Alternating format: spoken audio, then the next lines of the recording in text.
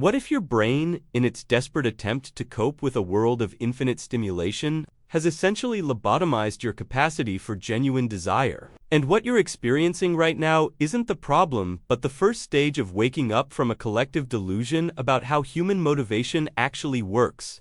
Let me explain something that will reframe everything you think you understand about yourself. For most of your life, you operated under a specific paradigm about how desire works. You believed, probably without ever articulating it, that pleasure equals motivation. That wanting something and the reward you get from it are the same process.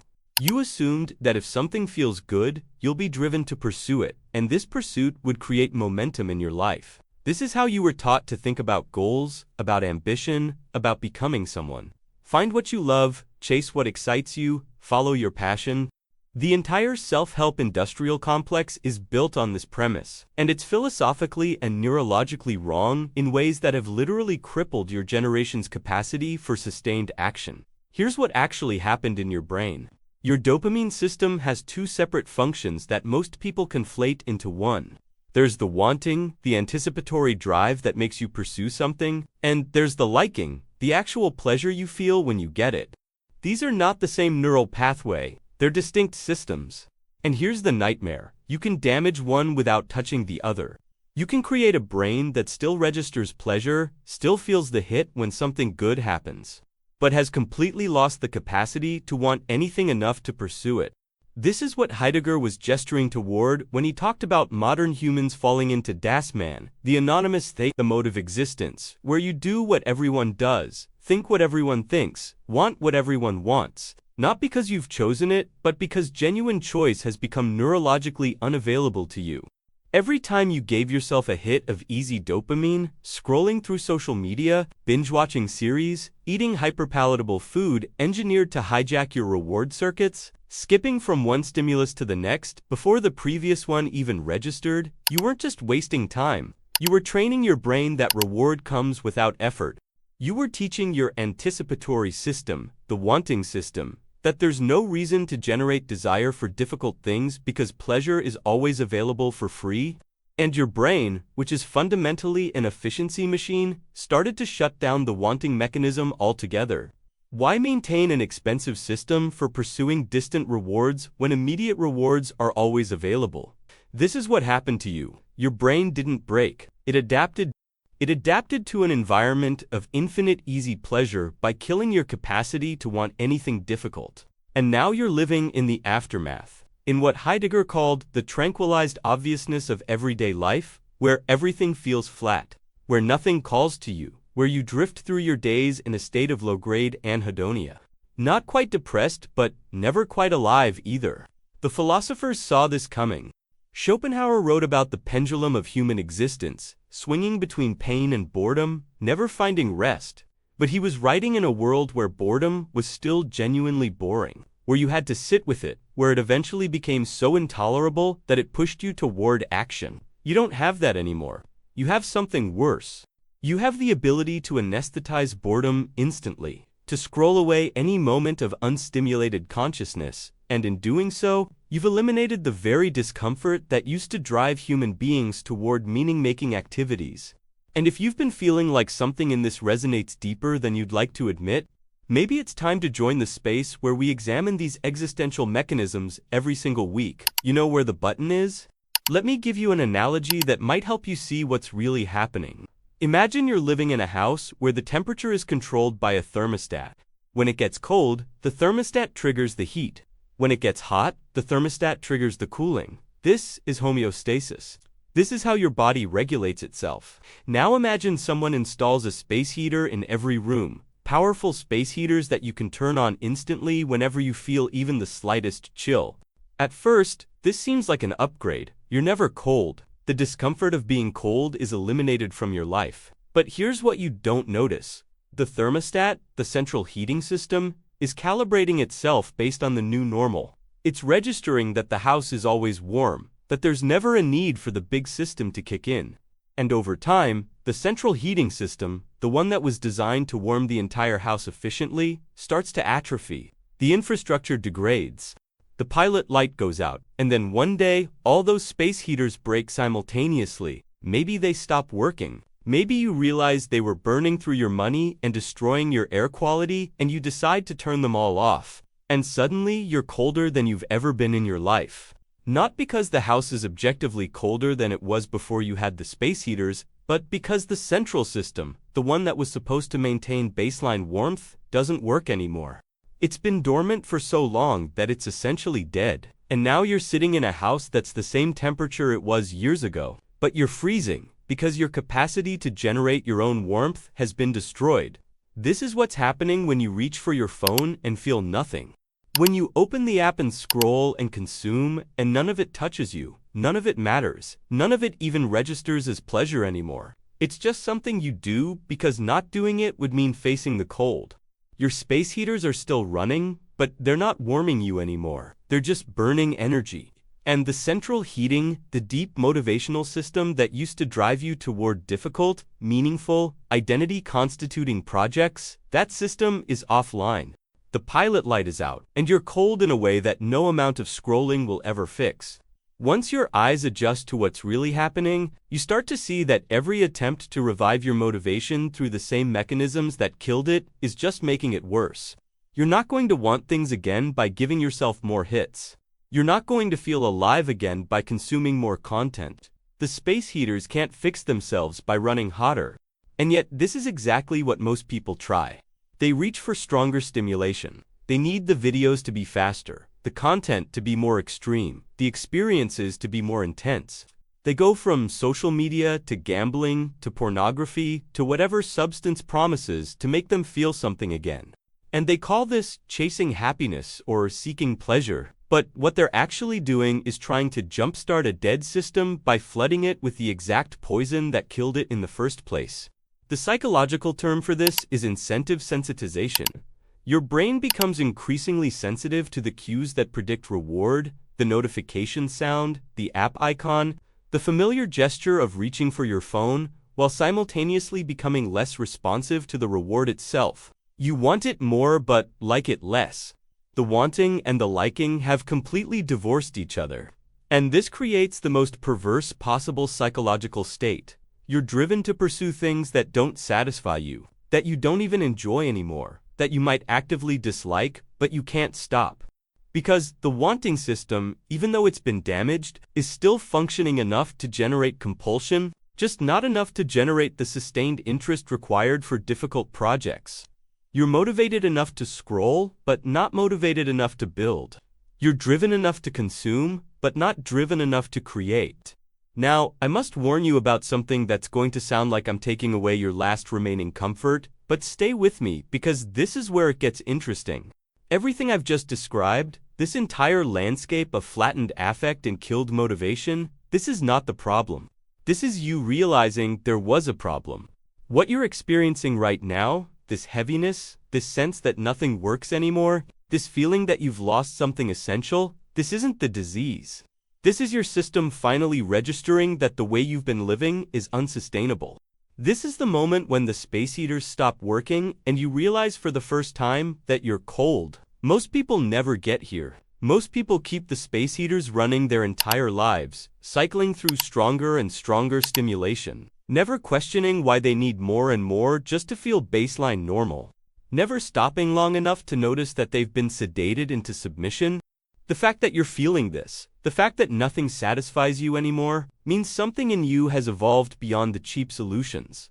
Your brain is smarter than you think it is. It's showing you, in the only language it knows, the language of emotional discomfort, that the game you've been playing cannot be won.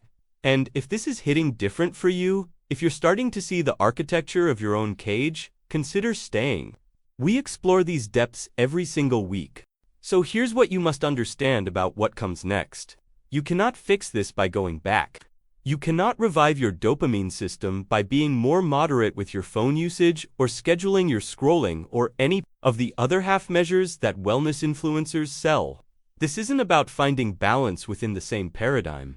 This is about recognizing that the paradigm itself, the idea that pleasure and motivation are the same thing, that what feels good should guide your life, that your brain's reward system is a reliable compass for human flourishing, that entire framework was wrong from the beginning.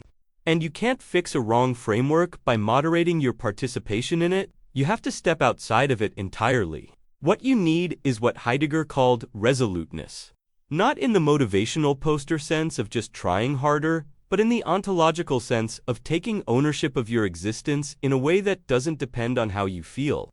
Resoluteness means acting from a place that precedes the wanting, liking, distinction entirely. It means making decisions about who you're going to be and what you're going to do that don't wait for your damaged reward system to approve of them.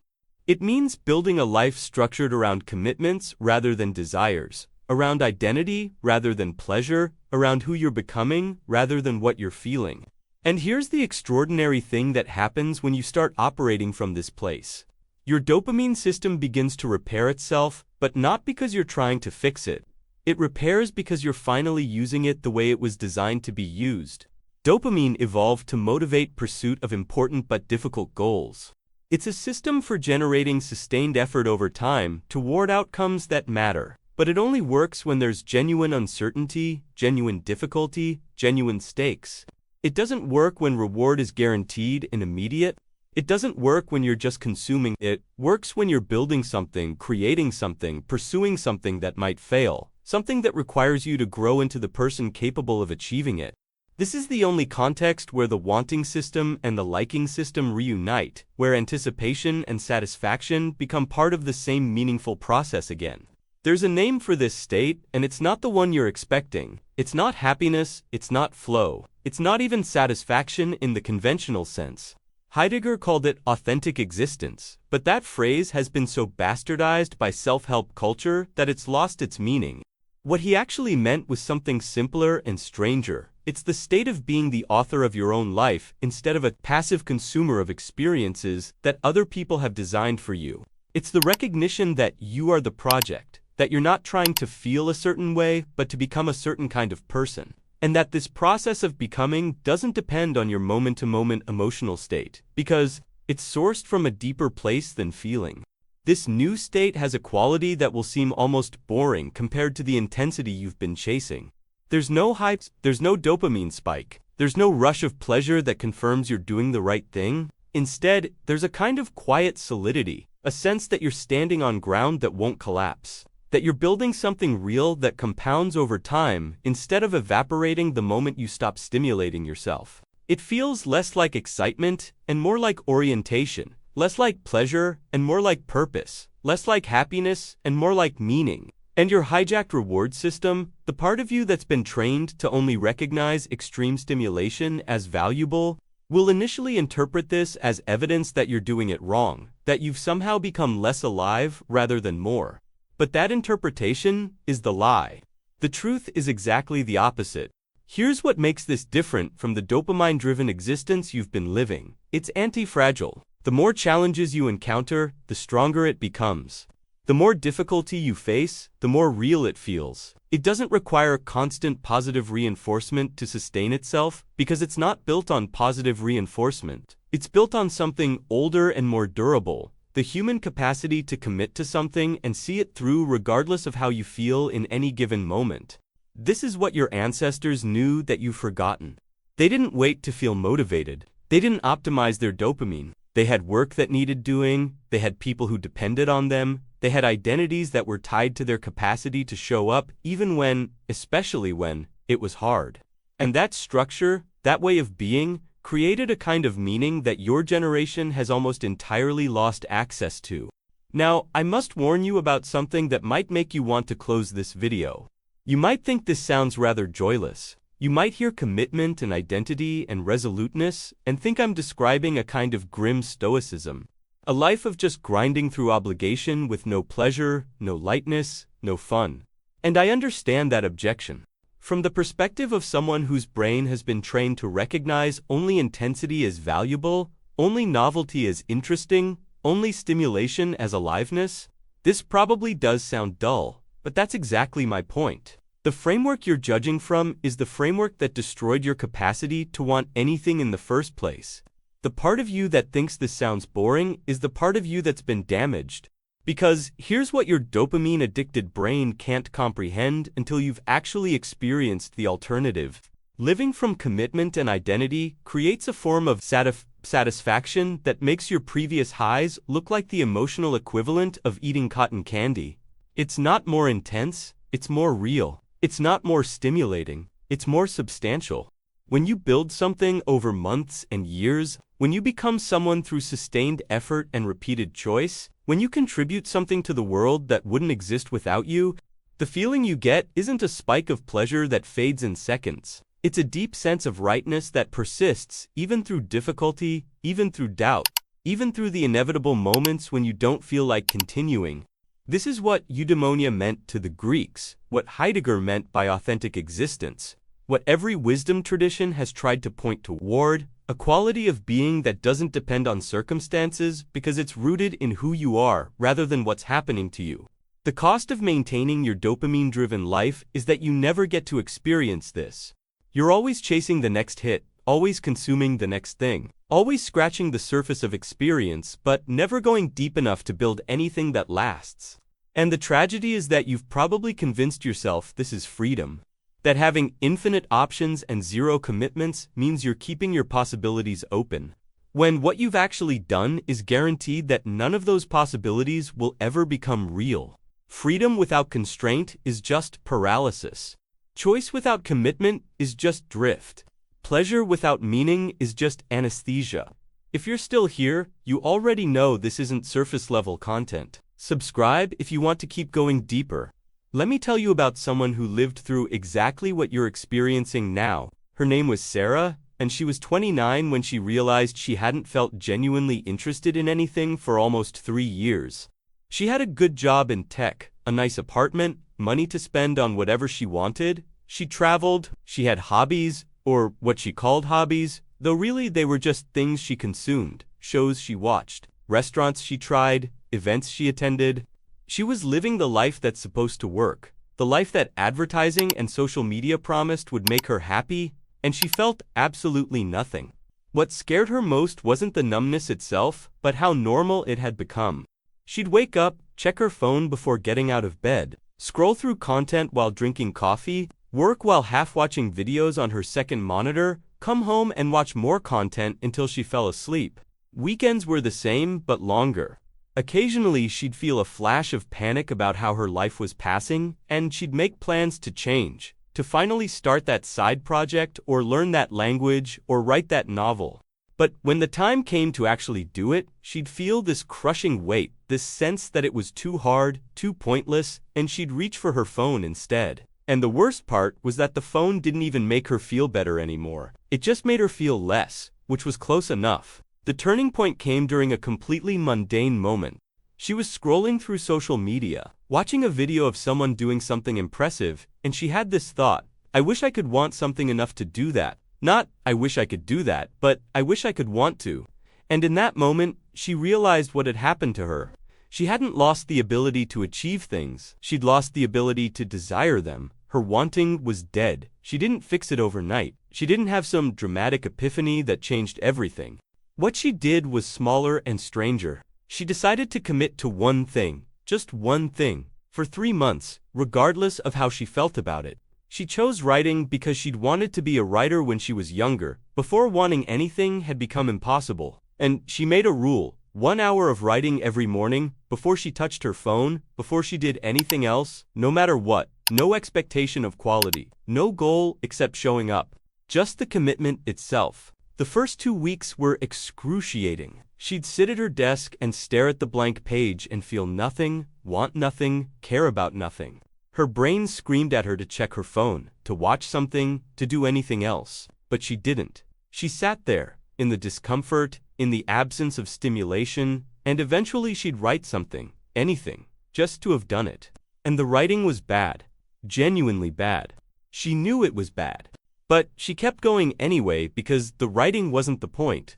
The point was learning how to act without motivation, how to build an identity through behavior rather than waiting for behavior to emerge from identity. And somewhere around week 6, something shifted. She was writing one morning, forcing herself through another mediocre paragraph, when she noticed she'd been working for 90 minutes without checking the time. She wasn't enjoying herself, exactly. It still felt hard. But something about it had become compelling in a way she couldn't articulate. She wanted to know what happened next in the story, even though she was the one writing it. She wanted to solve the problem of how to make this scene work. She wanted, and the wanting wasn't preceded by pleasure or reward or any external validation. It emerged from the work itself, from the process of committing to something and staying with it long enough for genuine interest to develop. The transformation that followed wasn't dramatic. She didn't quit her job and become a full-time writer. She didn't publish a bestseller. She just kept writing, kept showing up, and over time, the way she related to everything else changed. She noticed she could focus on conversations again. She could read books without reaching for her phone every few minutes. She could sit with boredom without immediately anesthetizing it. Her dopamine system was coming back online, but it was calibrating around different inputs now, around the sustained engagement of creative work rather than the quick hits of social media. She wasn't scrolling less because she was trying to scroll less. She was scrolling less because she'd built something in her life that was actually more interesting than scrolling. What Sarah discovered is what you need to understand. You can't think your way into wanting differently. You can't analyze your way out of dopamine addiction. You have to act your way out. You have to build the life first and let the motivation follow, which is exactly backwards from how you've been taught to approach change, but it's the only way this works. Because motivation isn't the source of action. Motivation is the result of action, the consequence of choosing a direction and moving in it consistently enough that your brain starts to reorganize itself around what you're actually doing rather than what you're fantasizing about doing. This is what's happening to you right now, whether you recognize it or not. You're in the transitional space between the death of your old dopamine-driven existence and the birth of something more durable, and it feels like dying because something is dying. The version of you that could be satisfied by easy pleasure, that could be motivated by novelty, that could be guided by your moment-to-moment emotional state, that version is becoming obsolete. It's not coming back. And you wouldn't want it to come back if you understood what it cost you to maintain it. How much aliveness you sacrificed for the illusion of constant stimulation? Think of it like this. There's a kind of tree that only reproduces after a forest fire. The heat cracks open the seed pods that would otherwise remain sealed for decades. The fire that destroys the old forest is the same fire that creates the conditions for the new forest to emerge. This is what's happening in your brain right now. The systems that organized your life around easy dopamine hits are burning down. And in the ash, something else is trying to germinate.